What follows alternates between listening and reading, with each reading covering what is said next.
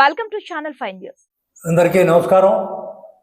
ముఖ్యంగా తెలుగుదేశం పార్టీ అధిష్టానానికి, కార్యకర్తలకు, అందరూ తెలుగుదేశం పార్టీ కార్యకర్తలకి, నాయకులకు అందరూ కూడా నమస్కారాలు తెలియజేసుకుంటాం. నేను 1982 నుంచి ఈ పార్టీలో పనిచేస్తూ వచ్చా. ఈనాటికి నాకు 75 సంవత్సరాలు. ఈనాటికి చురుగ్గా పార్టీ కోసం పనిచేస్తూ వచ్చా. పోయిన గవర్నమెంటు ఒక రాక్షసు గవర్నమెంట్. ఆ గవర్నమెంట్లో నా మీద 8 కేసులు పెట్టారు. వీళ్ళుంటే ఈ రాష్ట్రం, ఈ గ్రామాలు భవిష్యత్తు నాశనం అయిపోతాయని మేమందరం దాంట్లో గట్టిగా నిలబడి మా ఊర్లో పనిచేస్తే తెలుగుదేశం పార్టీ కొరకు, ఈనాటి ఎమ్మెల్యే కావ్య కృష్ణారెడ్డి కొరకు కష్టపడి పనిచేశాను. నేను నా జీవితంలో రాజకీయంగా ఎవరిని చేతులు దాచి ₹1 డబ్బులు నేను అడిగాను. ఇది భగవంతుడు సాక్షిగా చెప్తుండా, మా ఇంటి మీద ఉండే మహాలక్ష్మి సాక్షిగా నేనుగా ₹1 అడిగి ఎరగను నా జీవితంలో. ఇదే కావ్య కృష్ణారెడ్డి గారు ఈ మధ్య కాలంలో నేను 50 లక్షలు ఒక చేత ఆయన అడిగించినట్టు, నేను అప్పులు కట్టుకోవాలా, నాకు డబ్బులు ఇప్పిమని చెప్పి బొట్లకుంట హరిబాబు అని ఆయన చేత నేను అడిగించినట్టు పోయిన వాళ్ళందరికీ చెప్పడం జరుగుతుంది. మొన్న కొంతమంది పోతే వాళ్ళ ముందు నన్ను ఇట్లే మాట్లాడి ఈ 50 లక్షలు అడిగేదానికన్నా ముందు 7 లక్షలు నాకు అటు తీసుకున్నాడని చెప్పడం జరిగింది. వాళ్ళకి నాకు ఇచ్చింది 1.5 లక్ష. ఎప్పుడు ఆయన క్యాంపింగ్ ఫస్ట్ చేసి కృష్ణుడు బొమ్మ దగ్గరకు పోయేదానికి, ఆ ర్యాలీకి పోయేదానికి మా ఊరి నుంచి మనుషులు చేస్తారమ్మని రాజ్కుమార్ చౌదరి, ఆయన గుత్తికొండ కిషోర్ బాబు వాళ్ళు ఇద్దరు వచ్చిన చేతికి ₹1,50,000 ఇచ్చారు. ఆ ₹1,50,000 మనుషులు తీసుకురమ్మని సుమారు ఒక 500 మందిని తోడు చేసి 30-40 బళ్ళు, మోటార్ సైకిల్ కూడా ర్యాలీగా ముందు ఉండాలని చెప్పి నా చేతికి డబ్బులు ఇచ్చి వాళ్ళకి డబ్బులు ఇచ్చి తీసుకురమ్మన్నా. ఆ రోజు ₹1,12,000 ఖర్చు అయింది. 500 మందికి పైన నేను ₹200 లెక్కన వాళ్ళకి ఇచ్చి తీసుకొని వచ్చి, బండికి ₹100 లెక్కన ఆయనకి ఇచ్చి, ఆటోలు ఇచ్చి తీసుకొచ్చి ఆ కార్యక్రమాన్ని సక్సెస్ చేశా.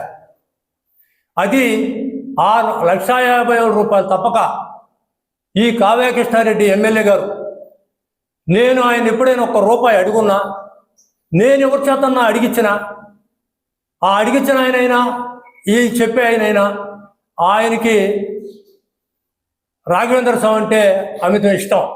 గురువు రాఘవేంద్ర స్వామి అంటే నాకు మాలక్షమ్మ, మా ఇంటి పక్కన ఉన్న మాలక్షమ్మన్న, ఏడుకొండలవాడు వెంకటేశ్వర స్వామి అన్న నాకు అమితమైనటువంటి భక్తి. నేను ఎక్కడైనా ప్రమాణం చేస్తా వాళ్ళిద్దరి దగ్గర. నువ్వు కానీ నిన్ను వచ్చి నేను అడిగినట్టుగా చెప్తే ఆయనైనా సరే ప్రమాణం చేయాలని చెప్పి సందర్భంగా ఎమ్మెల్యే గారిని నేను కోరుకుంటా ఉన్నా. ఎందుకంటే నా జీవితమే నేను ఒకరిని ఆశించి రాజకీయాలు చేయలే. నిన్ను నేను అడగల. నువ్వు ప్రచారం చేస్తే పార్టీలో నాకు, నా ఊర్లో కార్యకర్తలు ఏమనుకుంటారు, మమ్మల్ని అడ్డం పెట్టి డబ్బులు తెచ్చుకొని తిన్నాడని నా మీద ఒక అభద్ర భావం ఏర్పడే పరిస్థితి నాకు ఎలా ఏర్పడింది. నేనేం చేయాలా? ఇది నువ్వు నిరూపించాలా. నేను నిన్ను అడిగినట్టు, నేను అడిగానా, లేకపోతే ఎవరి చేత అడిగించానా, ఆయన వచ్చి చెప్పాలా. అప్పుడు ఇది వాస్తవం. నువ్వు నీకోసం, ఎలక్షన్ కోసం కష్టపడి పనిచేశా. కావలి 40 వార్డులకి మా 122, 120, 121, 122 బూతులు చెప్తున్నా. 128, 131, 132 5 బూతులకి నేను ఇన్ఛార్జి. ఒక బూత్ 128, 128లో 61 ఓటు వైసీపీకి మెజార్టీ వచ్చింది. మీ సామాజిక వర్గం ఉండేటువంటి బూత్ అది. 5 వార్డుల్లో, 5 బూతుల్లో 625 ఓట్లు కావలి 40 వార్డుల కల్లా మెజార్టీ తెచ్చుకొచ్చాక నా వల్ల అయిందా? నేను కార్యకర్తలు పనిచేశా. ఇది చంద్రబాబు, ఈ రాష్ట్రం చంద్రబాబు అయితే బాగుంటుందని ప్రజలు అనుకున్నారు. మేము వాళ్ళకి కార్యకర్తగా పనిచేసి ఈ మెజార్టీ రావడం జరిగింది. నువ్వు మమ్మల్ని ఎట్టంటే అట్ట హీనంగా, ఆ భాష మనుషులు వాడే భాష కాదు అది. ఎవరికి చెప్పాలా?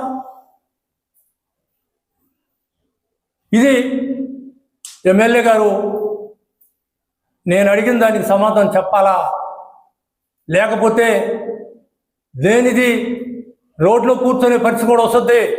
ఇది ఖచ్చితంగా ఇది నిజమని చెప్పి సందర్భంగా తెలియజేసుకుంటూ ఇంకొక విషయాన్ని మీ ముందు పెట్టాలా.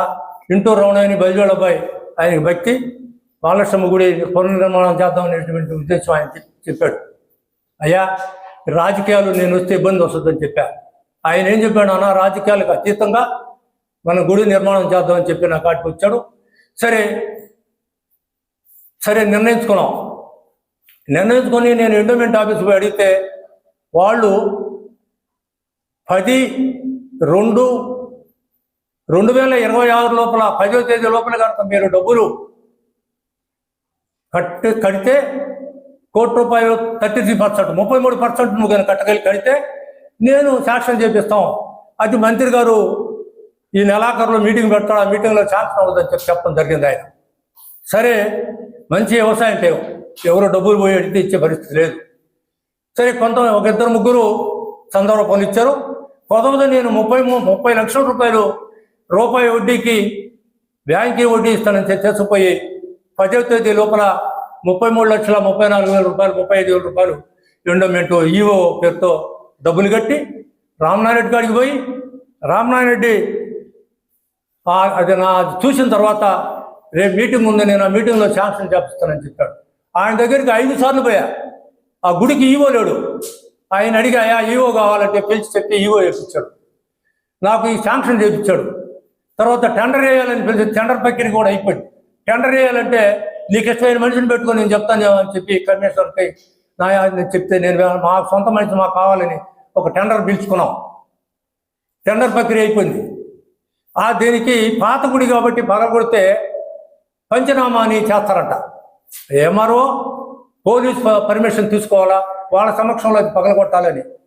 5వ తేదీ ఈ నెలలో 5వ తేదీ బాలాలయం అని కట్టి, బాలాలయం కట్టిన తర్వాత 17వ తేదీ అమ్మవారిని కళలు తీసిదా అక్కడ పెట్టాలా. అయిపోయిన తర్వాత 23వ తేదీ శంకుస్థాపన కూడా మీకు ఇచ్చిన పాంప్లెట్లో ఉంది. 23వ తేదీ శంకుస్థాపన అని చెప్పి మేము నిర్ణయించుకొని అంతా ప్రక్రియ గవర్నమెంట్ చేయాల్సిన ప్రక్రియ అంతా అయిపోయి. సరే నేను ఎమ్మెల్యే దగ్గరికి నా సహచరుడు రమణయ్య మా ఊరి నుంచి కొంత 10 పిల్లకాయల్ని ఈ పాంప్లెట్ ఇచ్చి ఆయనకి పోయి పిలవండాయా రేపు బాలాలయం కట్టేదానికి గుడి శంకుస్థాపనకి పిలిచిరమ్మన్నాం. అది చాలవాళ్ళు ఇస్తే నేను వేసుకోవటం లేదయ్యా అని చెప్పాడట. సరే ఆయన ఇష్టం, అది పాంప్లెట్ ఇస్తే పాంప్లెట్ తీసుకుని నా పేరు లేదు, వాళ్ళని ఎట్టంటే మాట్లాడి నేను ₹1,00,00,000 నేను శాంక్షన్ చేపిస్తే నా పేరు లేదు, నాకు అవసరం లేదు, నేను రానని చెప్పి పాంప్లెట్ తిరిగి ఇవ్వటం జరిగింది. సరే ఇచ్చాడు, ఏం చేయాలరా నాయన, ఎవరు రారి ఎట్లా చేయాలని నేను సందిగ్ధం పడి మరుసటి రోజు ఆలోచించేటప్పుడు ఆయన సామాజిక వర్గాన్ని సంబంధించినటువంటి మొత్తాన్ని పిలిపించుకున్నాడు. మొత్తం వైసీపీ. నేను చెప్తున్న ఎన్టీఆర్ బొమ్మ తీసేసినటువంటి ముద్దాయిలు, తర్వాత ఎలక్షన్లో కొట్లాడినటువంటి వాళ్ళు అందరినీ ఆయన ఇంటికి పిలిపించుకొని వాళ్ళ చేత అబ్జెక్షన్ పెట్టి నా పేరు ఉండకూడదు, ఈ కమిటీలో ఆయన ఉండకూడదు అని చెప్పి కొత్త కమిటీని వేయాలని వాళ్ళు నిర్ణయించుకొని ఆయన అసిస్టెంట్ కమిషనర్కి ఫోన్ చేసడం జరిగింది.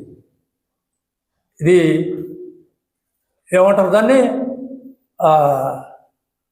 స్విచ్ అది సెల్లు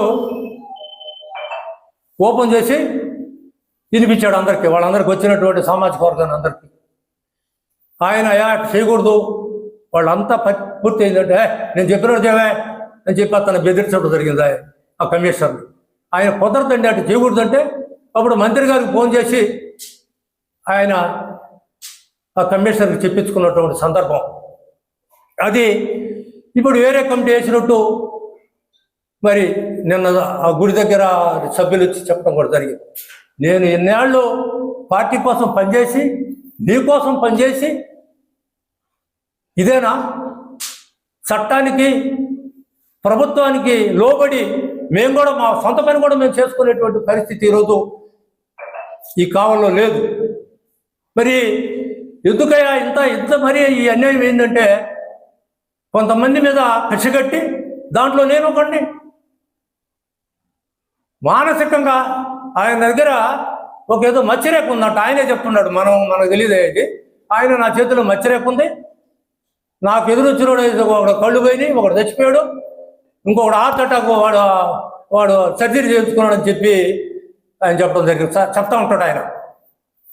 ఇప్పుడు మచ్చరేఖ నేను రావాలా, మానసికంగా నన్ను చంపాలని ఈ డబ్బులు ప్రస్తావన తీసుకొచ్చి జనాలే చెప్తే ఆయన డబ్బులు గల మారాదు ఎమ్మెల్యే అని చెప్తే ఎవరైనా వింటారు. ఆయన డబ్బులు అడిగాడంటే నన్ను నమ్ముతారు కదా, వేరే డబ్బులు అడిగాడు కావాలి శ్రీహరి నాయుడు. అందుకొని అటు చేస్తే నేను మానసికంగా చచ్చిపోవాలి. ఇక్కడ 2 రైతులు నిద్రలేదు, లేకపోతే నేను ఈ ప్రెస్ మీట్ పెట్టాల్సిన అవసరం పడలేదు, పెట్టను కూడా. నా బాధ ఏదో మీకు చెప్పుకోవాలా, ప్రజలకి కార్యకర్తలకి పార్టీకి తెలియజేయాలనే ఉద్దేశంతోనే నేను ఈ ప్రెస్ మీట్ పెట్టడం జరిగింది. అయితే ఈయన 3 అంశాలు ఉన్నాయి ఈ దగ్గర. 1 మచ్చరేఖ, 2 మానసికంగా, 3 లేకపోతే ఏం చేస్తాడో తెలియదు. నాకు ప్రాణహాని ఉందని నాకు భయం పడుతుంది. 3వది ఆయన ప్రాణహాని ఉంది ఆయన చేతుల్లో నాకు. కాబట్టి ఇటు ప్రభుత్వం కావచ్చు,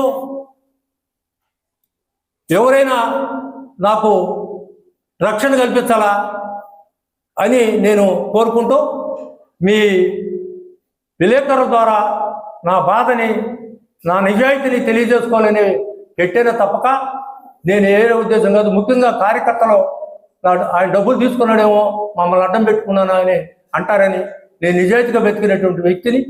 ఇప్పటికీ కూడా 77 సంవత్సరాలు నాకు. ఈ రోజుకి తెలుగుదేశం పార్టీకి పనిచేస్తూ వస్తా. కాబట్టి మీరందరూ దయ ఉంచి విలేకరులు కావచ్చు, నాయకులు కావచ్చు, కార్యకర్తలు కావచ్చు, నేను ఏదన్నా తప్పు మాట్లాడుంటే నన్ను క్షమించాలని, నేను నిజంగా మాట్లాడింది నిజమైతే నన్ను ఆదరించాలని కూడా ఈ సందర్భంగా తెలియజేస్తూ, నాకు 50 లక్షలు అడిగే ముందే 7 లక్షలు ఆయనకి ఇచ్చున్నానని చెప్పాడు. ఇది 14వ వార్డు, ఇది 15వ వార్డు. ఎలక్షన్ ముందు ఆయన ప్రతి వార్డుకి 2.5 లక్షల రూపాయలు కార్యకర్తలకి ఇమ్మని చెప్పి పంపించినట్టు నాకు తెలిసింది. ఒక ఆయన రావినోతి వెంకటేశ్వరులు, ఒక ఆయన ఎస్ హరిబాబు, వీళ్ళిద్దరు పోయి తెచ్చారు ఆయన కాడ. నాకు సంబంధించింది కాదు ఇది. అయితే నా కాడికి వచ్చి లిస్టు తయారు చేసుకున్నారు. ఈ లిస్టులో ఓసీలు ఉన్నారు, బీసీలు ఉన్నారు, ఎస్సీలు ఉన్నారు, ఎస్టీలు ఉన్నారు, అందరికీ డబ్బులు ఇచ్చాను. వాళ్ళ తరఫున వాళ్ళ ఫోన్ నెంబర్లు ఉన్నాయి, వాళ్ళ పేరు ఉంది, వాళ్ళు ఏ కులం అని కూడా దీంట్లో ఉంది. ఈ 5 లక్షలు వాళ్ళకి ఇస్తే నాకు ఇచ్చానని చెప్తాడు. ఇది ఎక్కడ న్యాయం? ఇది నీకు ఎలక్షన్ చేసినందుక, లేదా కొట్లాడు కాబట్టి మేము కేసుల్లో ఇరుక్కున్నందుక? ఈ పాపం నాకెందుకు? నువ్వెవరికి ఇచ్చావు వాళ్ళని అడుగు. ఇయే ఒరిజినల్ ఆ రాజ్ కుమార్ చౌదరికి పంపించుండాయి వాళ్ళ ద్వారా, ఇదే లిస్టులు పంపించారు. కాబట్టి మీరు మాట్లాడేటప్పుడు ఒక ఎమ్మెల్యేగా మీకు స్వేచ్ఛ ఉంది. ఎట్లా దుర్మార్గంగా మాట్లాడకూడదు, అన్యాయంగా మాట్లాడకూడదు, న్యాయమైన పద్ధతిలో ఏదైనా చేయాలి తప్పక ఈ రకంగా మనిషి మీద అబండాలేసి ఇట్లా చేసేటువంటి పాప పనులు చేయకూడదని ఈ సందర్భంగా నీకు తెలియజేస్తూ, నేను మళ్ళీ ఒకసారి చెప్తున్నా, నేను మహాలక్ష్మ గుడిలో అయినా వెంకటేశ్వర స్వామి ముందైనా నేను ప్రమాణం చేస్తాను. నిన్ను అడుగున్నా, నన్ను అడిగాడని నువ్వు ప్రమాణం చేయి. లేదు నువ్వు ఎవరితోనైనా నేను అడిగిచ్చుంటే ఆయనైనా నాకు ప్రమాణం చేయాలి. నేనుగా మిమ్మల్ని ₹1 డబ్బులు నాకు ఇవ్వలేదు, నేను అడగలేదు. ఇది మీరందరూ కూడా గ్రహించాలని ఈ సందర్భంగా తెలియజేస్తూ సెలవు తీసుకుంటాను.